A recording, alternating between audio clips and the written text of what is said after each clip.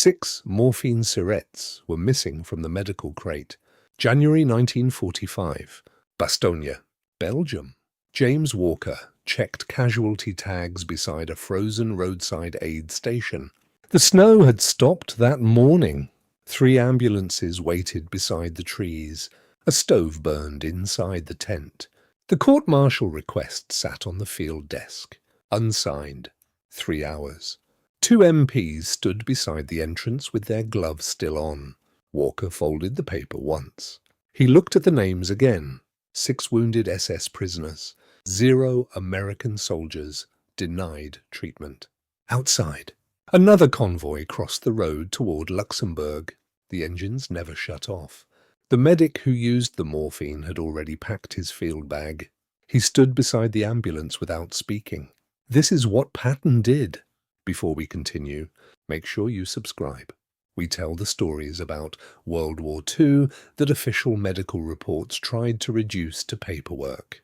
James Carter, Chicago, age 29. He'd been an army medic for 3 years.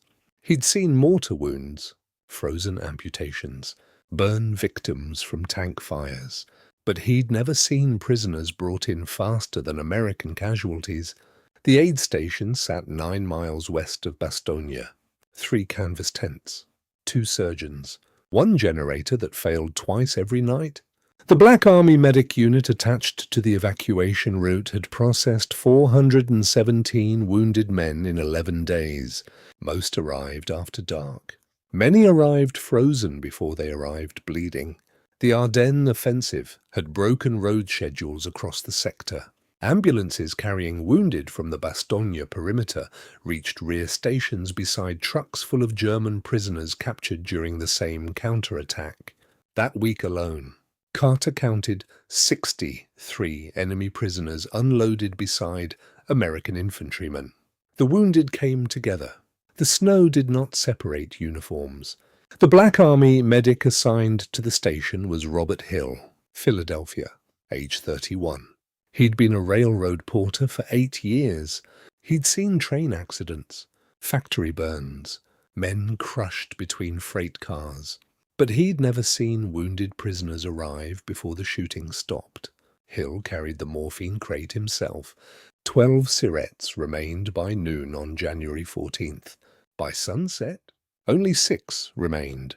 The roadside ambush started less than 2 miles east of the station. A convoy carrying captured SS prisoners struck a hidden machine gun position near the tree line. 2 guards died beside the lead truck. 7 prisoners arrived bleeding from shrapnel and rifle fire. 1 prisoner had lost most of his left hand.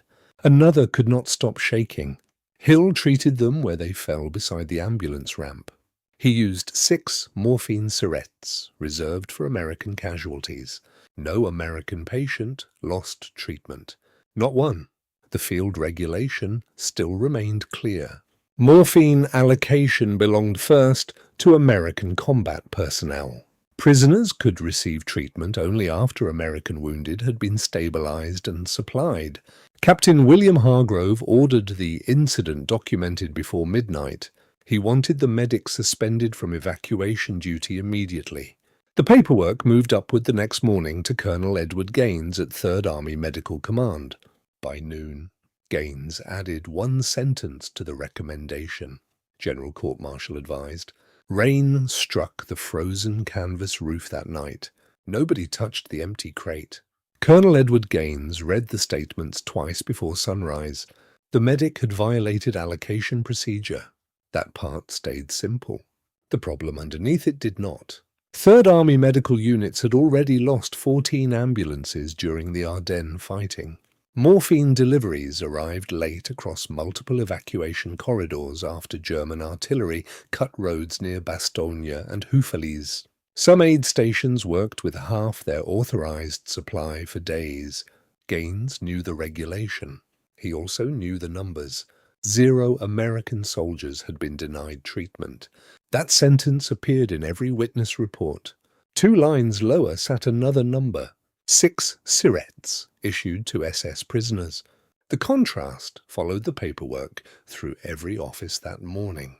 Captain Hargrove argued the case could not be ignored because discipline around medical supplies had already weakened after the December counter-offensive. One unauthorized decision became permission for the next one. Other officers agreed. The prisoners were SS, not Wehrmacht conscripts.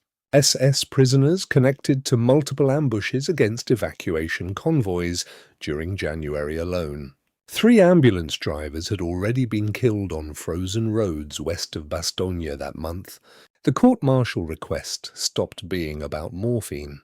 It became a question about limits. Robert Hill remained under guard beside the evacuation station while the recommendation moved upward.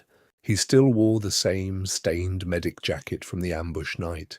One sleeve remained dark, near the wrist where plasma had dried into the fabric. No one removed his medic armband. Not yet.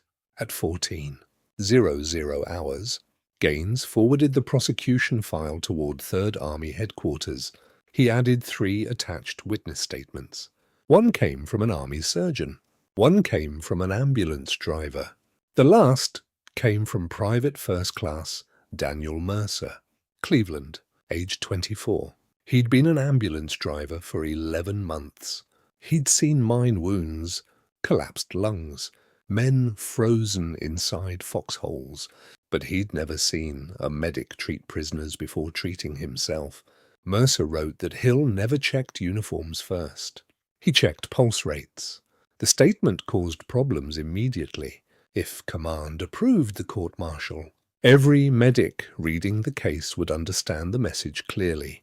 Protocol mattered more than immediate triage judgment under fire. If command rejected it, officers feared supply discipline across the evacuation chain could weaken during the final winter campaign. That ceiling sat above every officer below Patton's rank. No colonel wanted responsibility for either outcome. By that afternoon, it was on Patton's desk. What Patton did next would leave the prosecution file untouched in front of 7 senior officers for almost an entire minute. The prosecution folder rested beside Patton's map case. Snow melted slowly across the leather gloves near his desk. Patton opened the report without removing his helmet. 3 silver stars sat on the front. The room stayed quiet except for the stove. He read the witness statements once, then the supply inventory, then the casualty count from the ambush road east of Bastogne. His thumb stopped beside one line. 0 American wounded, denied treatment. Patton set the papers down. Nobody in the room spoke for several seconds. Outside, a jeep engine turned over in the headquarters yard. Patton looked toward Major General Hugh Gaffey, standing beside the wall maps. A medic treated wounded men under fire. Now we're debating paperwork. The sentence ended there. He slid the folder back across the desk. Nobody signs this. Colonel Gaines named the risk immediately. If this spreads through medical command, allocation discipline weakens across the entire evacuation line. Patton looked once towards the frozen window beside the stove. Then teach discipline without punishing competence. He stood. The meeting ended before anyone else spoke. The prosecution file remained at the center of the desk. 7 officers stood around it. Nobody touched the paper. Patton read the recommendation one final time. The room heard only the stove and the scratch of one page turning against another. Then he placed the folder flat beside the casualty reports. No court-martial. The sentence stayed cold and even. Colonel Gaines looked down at the unsigned recommendation. Captain Hargrove did not move for several seconds. One legal officer reached toward the file before stopping his hand halfway across the table. Patton pushed the folder back across the desk. Nobody signs this. No one answered. Outside, snow slid from the roof of headquarters trucks parked beside the road. The medic returned to duty before sunset. The MPs left the aid station 43 minutes later. Robert Hill picked up another evacuation assignment that same night. 2 ambulance runs reached Luxembourg before dawn. A 3rd convoy crossed the Bastogne road at 05. 20 hours carrying 18 wounded infantrymen from the 35th Division. The prosecution file remained unsigned. 6 Morphine Syrettes stayed listed in the inventory shortage report. No disciplinary mark entered Hill's service record. 3 days later, Hill completed 3 more combat evacuations through artillery traffic west of Bastogne. The court-martial recommendation disappeared into Third Army storage with no approval signature attached. Patton closed the folder himself. That was the last movement in the room. Robert Hill remained attached to the evacuation corridor through February 1945. The Bastogne sector processed more than 2,000 wounded men during the final winter push eastward. Hill continued ambulance duty across Belgian and Luxembourg roads until the German front collapsed beyond the Rhine. No formal punishment ever appeared in his file. Within 6 weeks, Third Army Medical Command quietly revised field guidance for emergency triage during overloaded evacuation conditions. Combat medics retained discretion when immediate survival outweighed allocation sequence under active fire conditions. James Walker survived the war. He went home to Chicago in 1946. In 1981, he was interviewed for a regional veterans archive connected to the Illinois Military Museum. He said, "The snow kept turning pink beside the ambulance tires. Hill never looked at patches. He only looked at who stopped breathing first." Walker died in 1994 at age 71. His interview remains preserved inside the archive collection.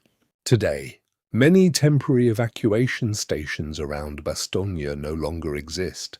If you visit Bastogne, Belgium, you can still see medical evacuation exhibits and winter casualty records inside the Bastogne War Museum, describing the strain placed on Allied medical units during January 1945. Patton never mentioned the incident publicly. He never talked about it in his diary. Winter casualties continue. Supply remains difficult.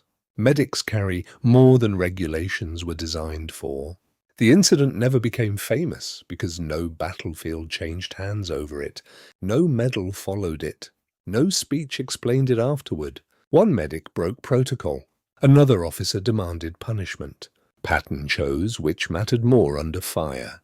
Black Army medic units in the European theatre often served inside segregated structures while still treating integrated casualty flows near combat zones. During the Ardennes fighting, evacuation delays forced many medics to make decisions before supply officers or legal officers could even reach the scene. That contradiction appeared repeatedly across Third Army records in early 1945. The regulations remained fixed. The battlefield did not. Would you have punished the medic for breaking protocol, or done what Patton did? Let us know in the comments. If this story stayed with you, the full Patton playlist is linked below. Every episode goes deeper into the decisions that shaped the war.